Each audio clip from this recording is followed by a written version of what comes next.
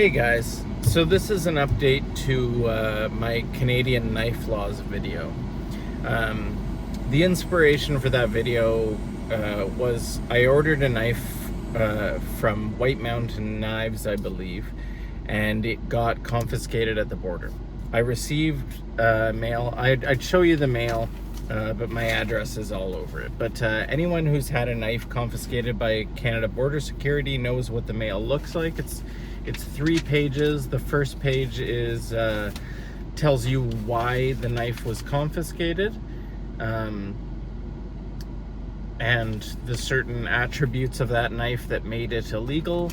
The next page basically is just an outline of the cost of the knife, the reason why it was confiscated, and your address and your information. The third page is information about what your options are. Essentially, your options are you can go through snail mail and try to challenge the decision,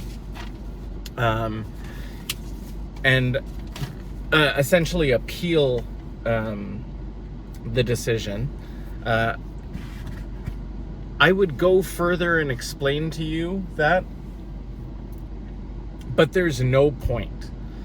You're never going to get it appealed. You're never going to actually get that knife released from Canada Border Security to you. It's never going to work. So if you receive that mail, that knife is gone, pretty much. And even if you were to go through the process of appealing, it costs around $200 to try to appeal that decision. And you're not going to win. And then you're out the $200 and the cost of whatever knife it was that got confiscated. So you're not going to win. So just accept it as a loss. I was curious, however, if there was any way to actually talk to a human being instead of dealing with all of this through snail mail.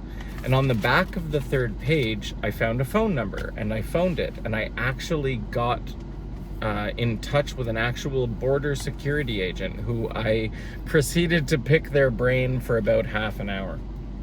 I asked her all sorts of questions, and she had the patience to answer all of them for me. At the end of the day, the biggest question I had was, is there any loophole? Is there any way around this? And I asked her, I'm like, listen, if I can convince a distributor or a manufacturer to completely disassemble a knife and send it to me in pieces, would that still get stopped at the border security office? She said no. These are words out of a border security agent's mouth. She said no. So what she said was, if you can convince someone to completely disassemble a knife and send it to you, it's gonna make it to you. And so, which is funny because about a month ago, I contacted Zero Tolerance, trying to obtain a set of hardware for my ZTO 562. I wanted some fresh hardware because I modified it, and I just needed fresh hardware. And I was talking to her, and I asked her that same question. I was like, listen, if I ever wanted a knife from Zero Tolerance, but I can't have it shipped to me because Canada Border Security will confiscate it, can I convince you guys to disassemble it before mailing it to me? And she said yes. I was like, okay, so how do I go about doing that? She's like, phone customer service, place the order through them with that note made about disassembling it, and we can for sure do that. So I don't know if other companies can do that, but I assume that they can, because why would they want to be out the money? Why would they not want to be able to sell to anyone in Canada? So I would imagine Spyderco, Kaiser, ZT, whatever other companies, I would imagine if you can reach out, if you can get a hold of someone in customer service, you can probably convince them to let you order the knife through them with the you make arrangements to have it disassembled and sent to you. And I mean, some of you who might not have ever had to go through this process or had anything confiscated might be wondering, well, why don't you just buy the knives in Canada? Well, there's a ton of knives that are exclusive to certain distributors and manufacturers and things of that nature. A good example is something like White Mountain Knives or DLC Trading. So you can find knives that are only available through those companies.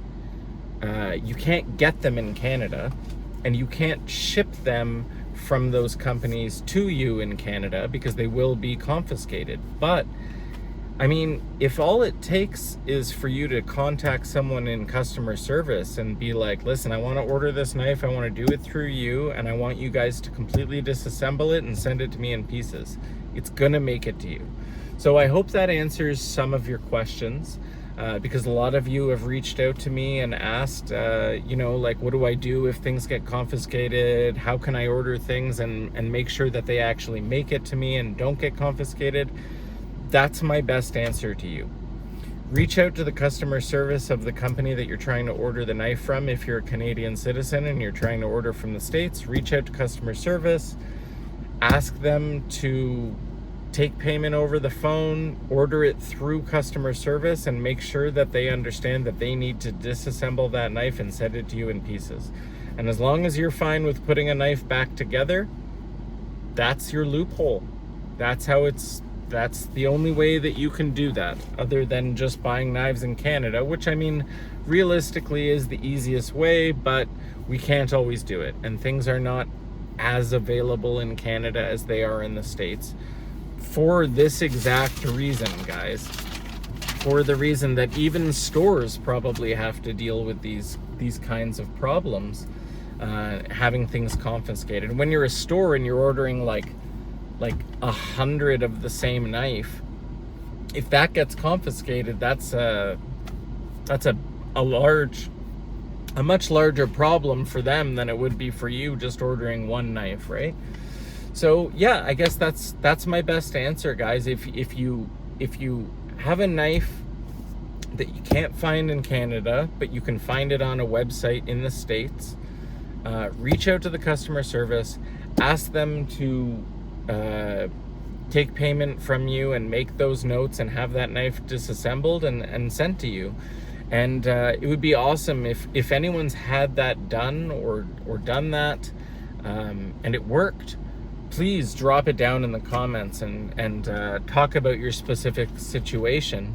And anyone who's like me has had stuff confiscated, let me know if anything I said in this video helps. I'd love to hear your comments and stuff, and I'd love to hear if anyone else has any other loopholes or whatever. You know, a lot of people have said to me, like, just make sure that the companies tighten down the pivot to make it tight. The border security agents said themselves, like, it doesn't matter how tight it is, if it can be opened with one hand, even if that's really difficult. All it takes is that border security agent's hand is stronger than yours, or the person who tightened down the pivot. Or maybe the pivot just can't be tightened down enough to the point where the knife is unopenable, because they could break the knife by tightening it that much, you know? So it seems to me like your best bet is to have it disassembled and sent to you, assuming you can't find the knife in Canada. So I hope this information helped you. But it seems to me like if you live in Canada, you're stuck with the same laws that I am, and we all have to abide by. And if you're going to order stuff from the States, you're going to have it sent to you in pieces, I guess, which I'm completely fine with, as I modify knives, change scales, change hardware, blah, blah, blah. I like taking stuff apart and putting it back together. It's fine with me. Generally speaking, we're able to find most knives, aside from the fact that in Canada we end up paying a lot more than they do in the States. And if we order from the States, even if we can have it disassembled, we're going to be spending the same amount of money with shipping fees as if we just bought it in Canada anyway. So it all works out to be the same. So if you can't find the particular knife that you're looking for in Canada, but you can find it in the States, just get someone to tell you that they're actually going to do that and disassemble it. Because just so you know, if you didn't already know based on everything I've said, if you order a knife from the States, it will be stopped at border security, and you will lose that knife. So yeah, these are our only options. You either buy your knife in Canada, or if it's coming from the States, it's disassembled. I hope this was helpful. I know I repeated myself a lot, but I was just trying to make it really clear. So I hope I have some help, and you know, good luck to anyone who's ordering from the States. And again, drop it in the comments if you've done this before. Let me know. Everyone else who watches my channel would probably love to see someone say, yes, I've done this. Yes, this works. Anyway, guys, good luck with obtaining all the products that you want, and let me know if that works for you. All right, take care, guys. Bye.